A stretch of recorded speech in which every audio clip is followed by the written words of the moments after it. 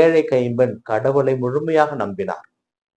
கடவுள் அவரை உண்மையாக கைவிட்டிருக்க மாட்டார்.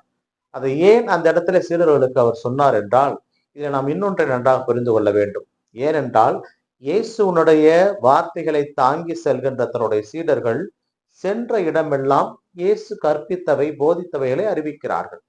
அப்படியானால் இந்த ஏழை கைம்பெண்ணை போல தன்னிடம் இருப்பவற்றை கடவுளுக்கு கொடுத்து விட்டால் கடவுள் உங்களுக்கு அதற்கு மேலாக கொடுப்பார். ஏனென்றால் படைத்தவர் அவரே. உங்களை பாதுகாக்காமல் விடுவாரோ? இந்த செய்தியை தான் தன்னுடைய சீடர்களுக்கு இயேசு கிறிஸ்து அங்கு கற்பித்திருக்கிறார். பிரியமானவர்களே, இயேசு கிறிஸ்து ஓமைகள் மூலமாக அவர்களுக்கு கற்பித்தார், செயல்கள் மூலமாக கற்பித்தார்.